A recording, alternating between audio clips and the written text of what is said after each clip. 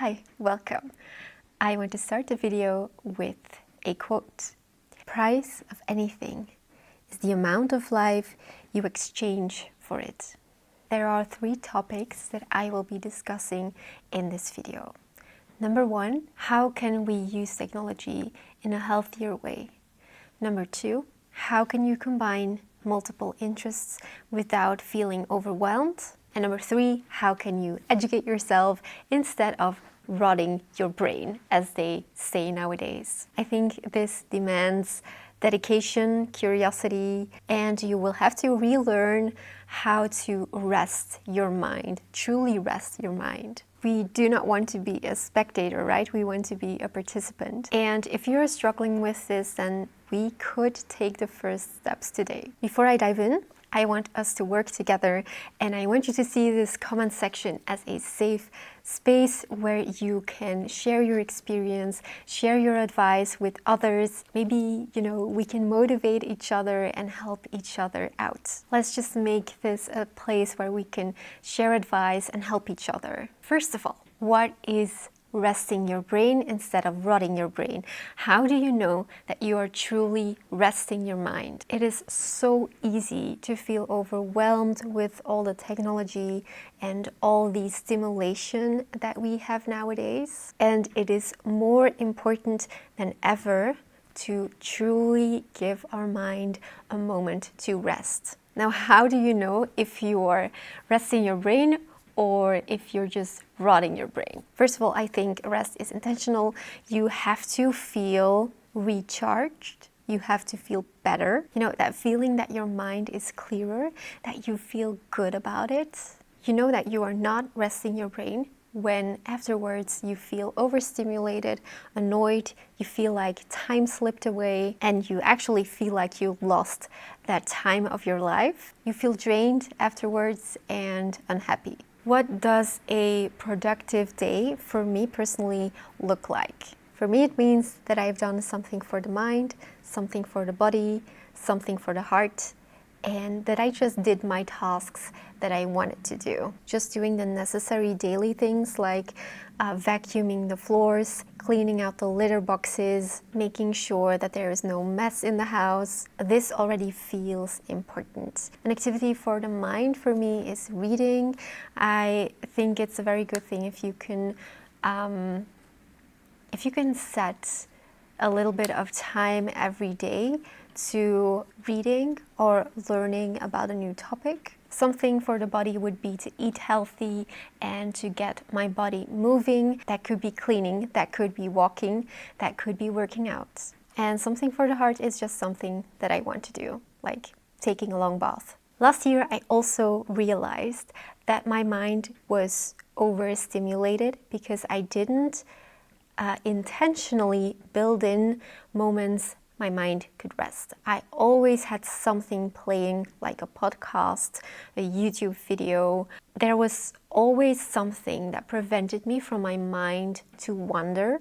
And since this year, I am more actively trying to incorporate those boring moments where my mind can go wherever it wants to go. Now, how can we protect our mind and our time without fully rejecting technology? Because I'm not against technology at all. Like, this is technology. You're watching me on your phone or on your computer. We do have to protect ourselves from the digital noise. And those of you that really struggle going offline because you feel bad about the amount of time that you waste online, if you are personally struggling with spending more time offline, then I think it's important to take a step back and look at how much time you actually spend online, where you can cut time, and just kind of approach it, I know it sounds dramatic, like an addiction. You are addicted to technology, to your phone, to whatever, social media. This is something I never struggled with, because I think this is because I just have so many things to do offline that my phone is so boring to me. I believe I do not scroll because I have so many hobbies, so many things to do. and my phone becomes something, it becomes annoying, and I really see it as a waste of time. I'm not saying it is. It is for me. I see scrolling as a waste of time.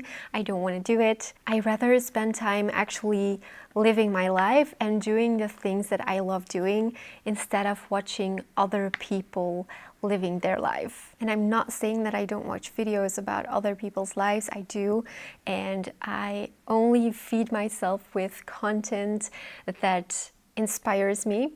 But I just hate the idea of scrolling on Instagram or Facebook or TikTok. I don't want to waste my time on that. Now, there is a problem with technology because, for example, when you say I'm addicted to chocolate and I won't buy the chocolate, and when I don't have it in the house, I won't eat it.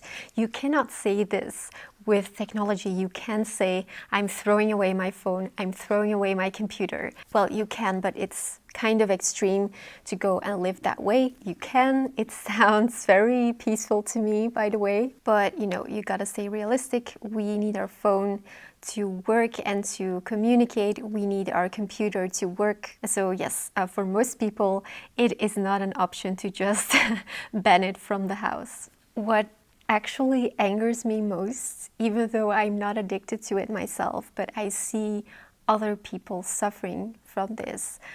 What angers me tremendously is just everything behind social media, the algorithm, how they want us to be addicted to our technology. They just want us locked to our screen. The scrolling is infinite. There is no end. They know exactly what to show. They know what we like. They know what we're interested in. They keep track of our watch time. And they actually rob us of the most precious thing that we have, which is time. And this actually reminds me of a quote by Seneca. People are frugal in guarding their personal property, but as soon as it comes to squandering time, they are most wasteful of the one thing in which it is right to be stingy.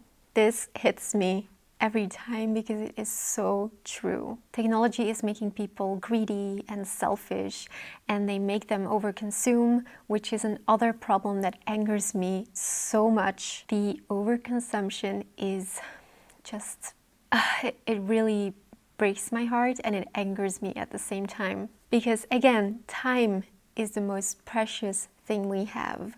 And we work a lot, which absorbs most of our time, right?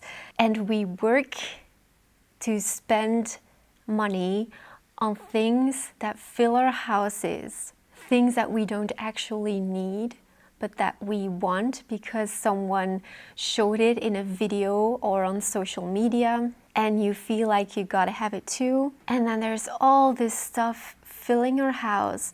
It's everything that you see around you has cost you money, but it has also cost you time because you are working for the things that you buy. And okay, let me tell you just a quick story. I've always had this minimalistic mindset, not in my decor, but in buying things. I love being surrounded by beautiful things, by, my style, by candlesticks and Victorian things. It's like very, you could almost call it decadent, but I never go shopping and I only buy what I need. And when something breaks, like for example, with my towels, okay? So I had 3 black towels and they were getting really worn. So I threw away the 3 towels and I bought myself 3 new dark towels. I never feel influenced by commercials or by what other people show me in videos or online. And I feel like I'm saving a lot of money this way. Also, a lot of decoration in my house is just heirloom, things that were already from my parents or from their parents. So I feel like I'm a frugal person. But to come back to time vs money, my point that I'm trying to make is that a lot of us work really hard, but I think a lot of us also waste a lot of money. And it's just, if you see where we come from, like not even having hot water to wash ourselves, sleeping on floors, sleeping on hard straw, It's just when I think about it, why do we need so much stuff? We have to work for all of this stuff, and it's insane.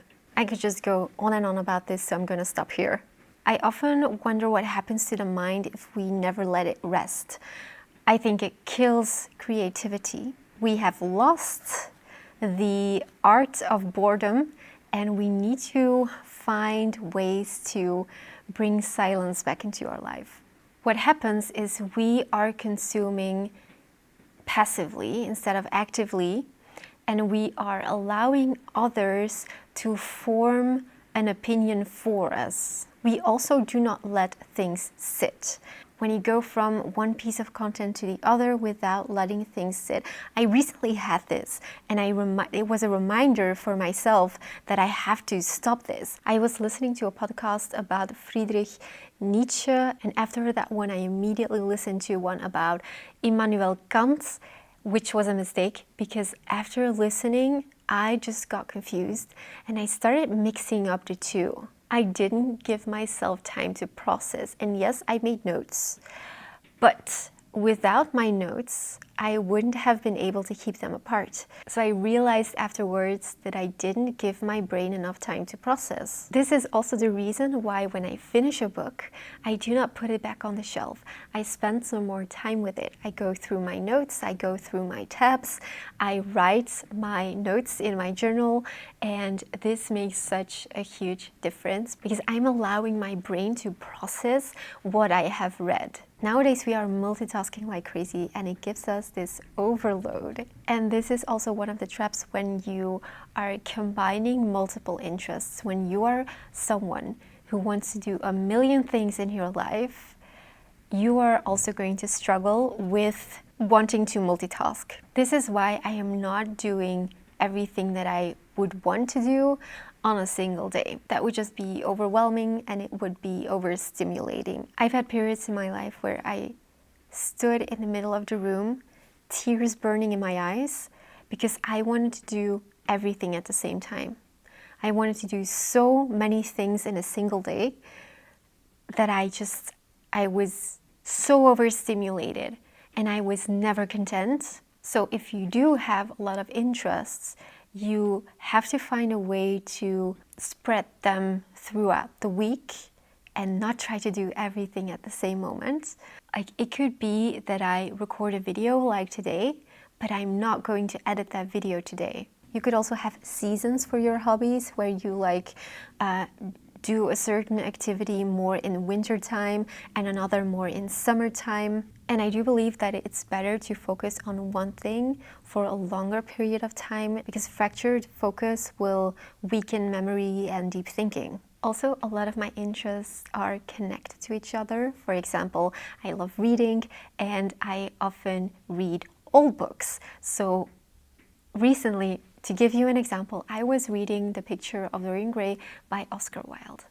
I keep a commonplace book on Victorian life because Victorian life is one of my big interests and I want to know as much as I can about it. And so my activity of reading was linked to my learning about Victorian life because there was a footnote saying something about Victorian tea time. In classics, you often have a lot of footnotes explaining certain things that happen in the book. They are very informative. And so when I read that note, I took my commonplace book about Victorian life and I wrote it down in there. As for reclaiming your mind, what you want to do is you want to make your life more interesting than your phone, than technology. And I often get the question, how do you decide what to learn about? But oftentimes for me, it's just a rabbit hole. And I read something in a book and I think, ooh, the decadent movement, what is that? And I start looking things up, and before I know it, I am researching that topic. What you can also do is just make a list of your interests or things that you've always wanted to know more about. Like, I wish I knew more about Cleopatra. I wish I knew more about Leonardo da Vinci. I wish I knew why people yawn. When you see a bee outside visiting a flower, you may think, I wish I knew more about bees. And there is just one solution, one single solution, and that is to be curious. Ask questions, reflect on things, and research will follow. I would also really advise you to learn new analog hobbies. Now, disclaimer, I see a lot of videos popping up giving people ideas about analog activities. And they say, oh, I will link all of these products in my description box. And they say like, get yourself some coloring books, get yourself some diamond painting, get yourself a set to learn embroidery or something. This leads us back to spending money. And I just want to give you some advice. I'm not saying don't spend your money. I'm saying just think for a moment before you start buying things. First of all, let's say you're interested in learning embroidery. Don't just go online, buy the set. First of all, do not forget that there are people who already know how to do it. Maybe there's someone in your family, in your group of friends who can already do it, who can teach you.